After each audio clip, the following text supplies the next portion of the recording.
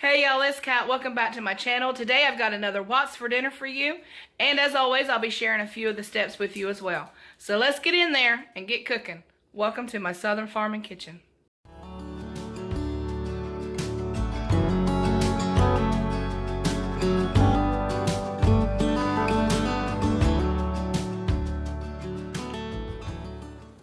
Okay, so we're going to get going on this week's What's for Dinner. And tonight I'm making 2 foil packs, one for Bob and one for myself, with sausage, potatoes, corn, which needs to be cooked, so I didn't want it to go to waste. I have some button mushrooms, peppers, and onions. So I'm going to make foil packs. Normally I'd put these on the grill, but it's really hot outside, and I don't feel like going out there and turning that grill on and standing out there with it. So basically what we got is I'm going to make 2 equal foil packs, one for him, one for me. So let me get these veggies prepped and I'll show you how I put it together in the pack.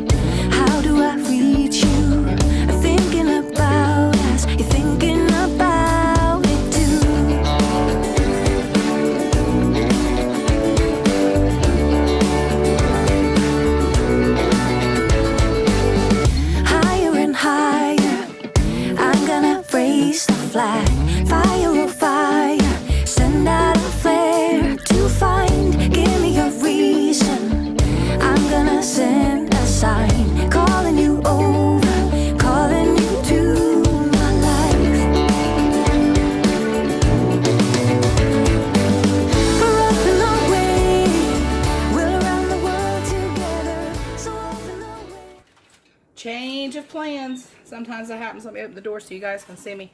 Alright, it was going to be individual foil packs, but I did not realize I had prepped this much food. So it's going to be one great big foil pack. Alright, so now I'm going to add mushrooms. I've got 4 tablespoons of butter laid in there. Basically, it's almost like, I don't know, like a clam bake or something like that. I don't know. I don't really care for clams. Yeah, I know. But I don't, so... Or, you know, you could put shrimp in there. If you like shrimp, you could add those. That'd be good. I mean, if you like shrimp, which I don't. So, it's okay. There's a lot of people out there that don't like them. Alright, so these are clean mushrooms. I actually wash my mushrooms if I'm going to cook them right away. Now, look, some people's going to say you shouldn't do that. That's fine. You can say that. But, Alton Brown, I watched him. Yes, I'm putting a little more butter on there.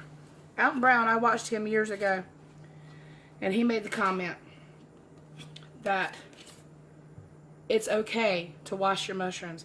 If you're going to cook them immediately, you can wash them. If you're going to prep them and put them in your fridge for later on in the week, just wipe them off. But then wash them before you cook them. So I wash my mushrooms if I'm going to cook them right away. Alright, a little bit of olive oil. Right down there, just like that. And then Cajun seasoning, any kind you like. This is the kind I like. And I just sprinkle it on there. I might get a little heavy-handed with it, but that's alright. My supper. So I'm going to take it, fold it, just like that. You're basically going to cook this until, I'm trying to fold it to where I can get back in it and check.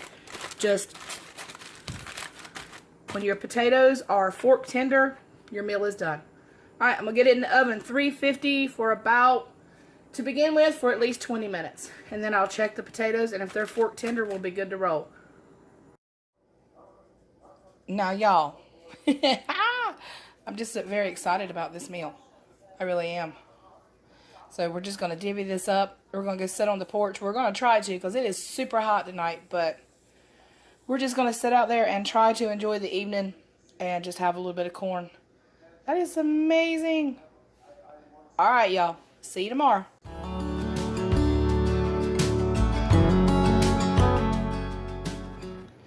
Okay, y'all, I have tried for years to eat butter beans, but I don't like them. So you're seeing some green beans in my southern succotash. Like I said, tried for so long to like them, I just don't. It's actually the only bean I don't like is butter beans. So I use the flat green beans, tomatoes, and corn. So this is my version of succotash. And it's actually a good alternative. If you're like me and you don't like butter beans, the green beans work really well. It tastes really good. So I started out on medium, and then I put it down on low. As soon as it starts to simmer, I put it on low. And it's going to cook for about an hour. I wouldn't really call it cook so much as, I don't know, just getting happy. So it's going to get happy for about an hour. But I add about 1.5 tablespoons of stored bacon fat that I keep in the fridge. You can render fresh bacon if you don't have any containers of bacon fat laying around like I do. But 1 can of corn, 1 can of tomatoes, and 1 of the larger cans of the green beans. And that's it. Little salt, little pepper. So that's what's going with our braised barbecue bites tonight. I can't wait. I'm more excited about that than I am the beef. Okay, so for the beef, I'm going to add the Trader Joe's 21 seasoning salute. Wow, if you can hear that thunder, that was wicked. I actually have to order this on eBay. Nope. Amazon. My apologies. I'm not even going to edit that out. I had a moment there. So I have to order that on Amazon because I don't have a Trader Joe's anywhere near me. And this stuff is so good that I just added some more. I'm just going to use my hands. And the only thing I got in there is 1 pound of stew meat, half of an onion, and the Trader Joe's. And that's it. That is so good. Alright. I am going to sprinkle it with just a little bit of Worcestershire sauce. Just to add a little bit of depth to the flavor. And that's it. So let me grab that. Just, again, as usual, I was not prepared. I'm going to sprinkle that down with that. I like a lot. You can add as much as you want. Going back in with my hands.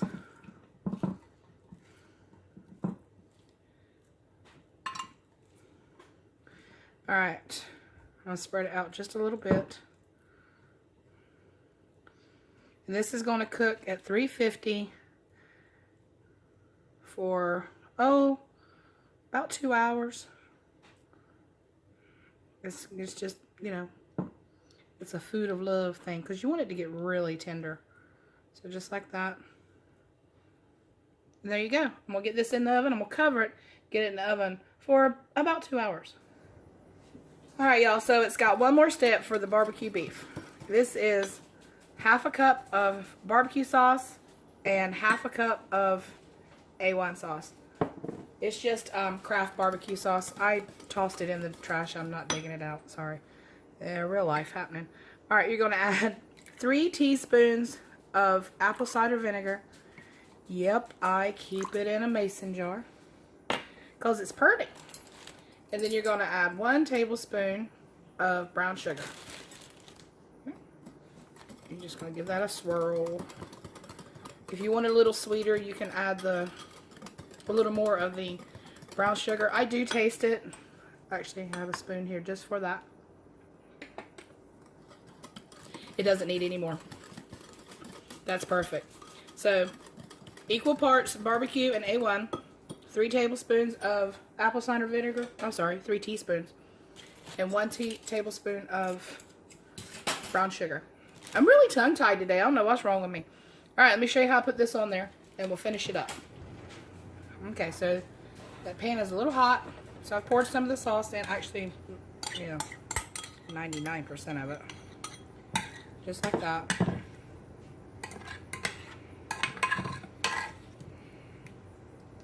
Y'all, these barbecue tips are so good. Actually, this barbecue braised beef was the original recipe. I got it from a friend of mine down the street.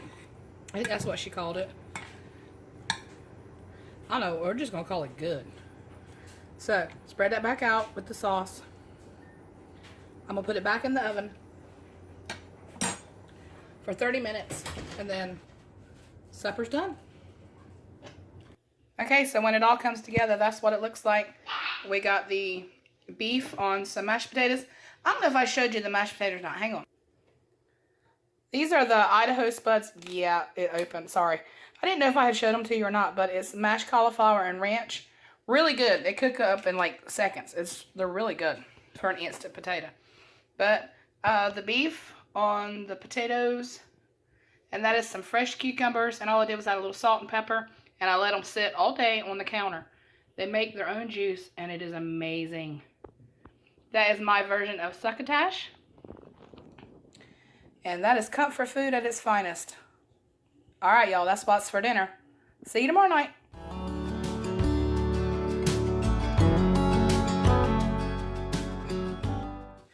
Y'all, look at this tortilla. Have you ever... This is the lid of my cheese. Look how big. It's the size of a pizza. All right, before I show you how I put together this ginormous burrito that we're going to share, let me show you how I cook the meat to go in it. So all I did with the chicken for the mega burritos is I just cooked it down and then chopped it up in the pan. Added a pack of taco seasoning and a cup of water. And then just turned it down on medium and let it cook down until, you know, it makes that beautiful taco gravy. So I got that. And then right here I just got some of the Knorr pasta sides, the rice pasta sides. And that's just the Spanish flavor, and that's it. So that's all I had to actually cook. The rest of it's just toppings, and I'm going to show you how I put that together right now. Man, that's a big burrito. Alright, let's put this together. I'm going to start out with the refried beans. I brought some over here so I wouldn't have to go back and forth. I'm going to start out with the beans. This is huge, y'all. This is the biggest thing. We're actually just going to split this and go sit outside, but it's huge. It's the size of a small pizza. And I got these tortillas at Dollar General, believe it or not. They're only like $2 and some change. So if you're looking for them, that's where I found them. Alright, a little bit of the rice.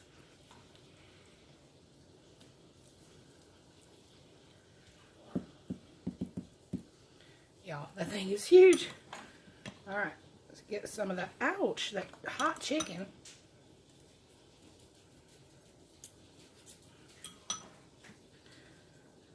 I have had a burrito this big, but I have never, at least in my area, I have never seen them for sale, the tortillas for sale, but I have had them this big. So we're going to call this a street burrito, because if you go on one of those street carts or one of the food trucks, you get burritos this big.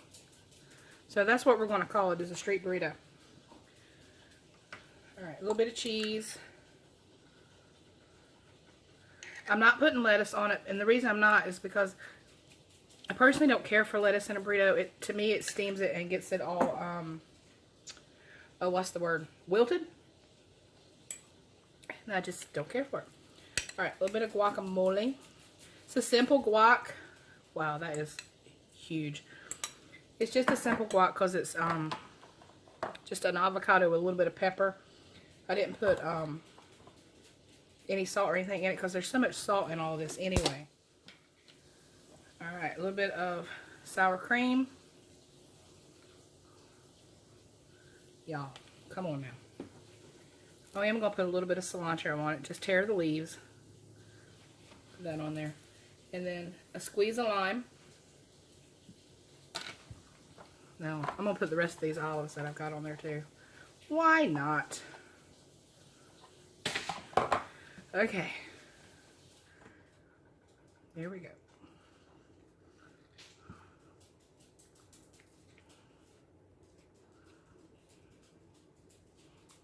That thing is huge. Look at that. Alright, now, to make it a street burrito, I'm going to roll it in foil.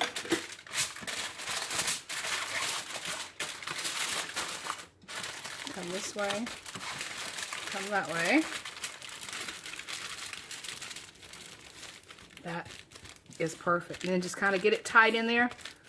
Just give it a good squeeze. It gets everything happy together. And then I'm going to cut it. God willing. Just like that. That my friends, is the perfect supper. All right, we're headed out to the porch, and I'll see y'all tomorrow night.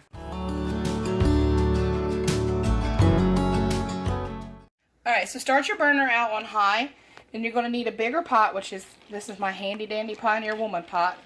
I got it the day it rolled off the factory line. But you're going to add your beans, 2 containers of chicken broth, and the seasonings. It's a highly seasoned soup, but it is so good. All right, let me show you what I put in there. The seasoning for my beans is a tablespoon each of, this is dried chopped chives, the Badia Complete seasoning, that is the Trader Joe's 21 Salute, and that is parsley. And it's a tablespoon of each. So that goes right in the pot right at the beginning. I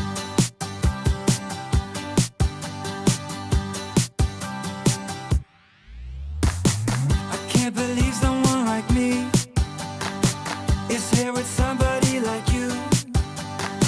There's something about you and I know why. I'm gonna tell you what it is. It's in your smile and in your feet. It's high and low and in between. And I am glad to let you know, but only if you give me a kiss. Alright, so after it's cooked for about an hour and a half, I'm going to go ahead and add the smoked sausage. If you put the smoked sausage in too early, it'll cook down, and you kind of want to keep it a little bit bigger. So we're just going to stir that in. I'm going to dice up an onion, put that in there with it, and then it's going to cook for a little bit longer. Okay, so life just happened. I am out of onions. That rarely happens. Alright, so normally I'd put onions in the soup. I'm not going back to town for the onions. So I'm going to pull this kale apart. I've already washed it. So I'm going to pull this apart and give it a chop. The soup is actually done, so I have turned it down to low. All I'm going to do is add this kale, give it a stir, and it will wilt down. Then no need to actually cook the kale. So after that, it'll just sit on low until we're ready to eat. All right, let me get this cleaned up and chopped up, and we'll put it in the soup.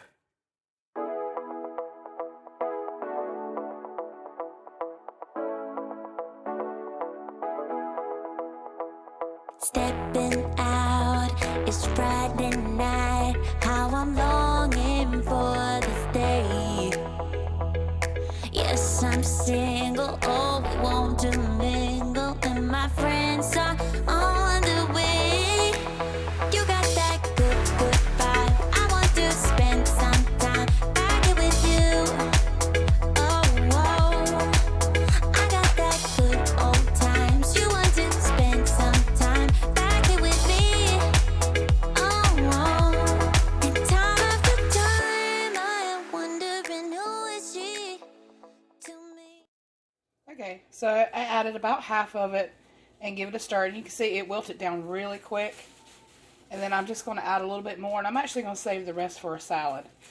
So that was like one bunch that came. So I used what? 3/4 of it. So I'll just let it cook down. Give it a stir. Now if you want more broth, you can add some more. I think that'll be enough for us once that cooks down. Alright. Alright, y'all. Last step. A little bit of vinegar. It just adds that acidity that you kind of need. It helps, I don't know, it just helps cut it for some reason. And I can always tell the difference. Oh, let me get a little higher so it'll focus for you. Alright. That's it. As soon as Bob gets home, we're ready to eat. And that's what it looks like. Y'all, that is such good soup. I cannot wait until fall and winter to bring you some of my comfort soups. I love making soup. It's probably right up there with them collard greens. Okay, guys, if you enjoyed this video today, please give me a thumbs up. Subscribe if you're new, and I'll catch you on the next one. Take care, and God bless.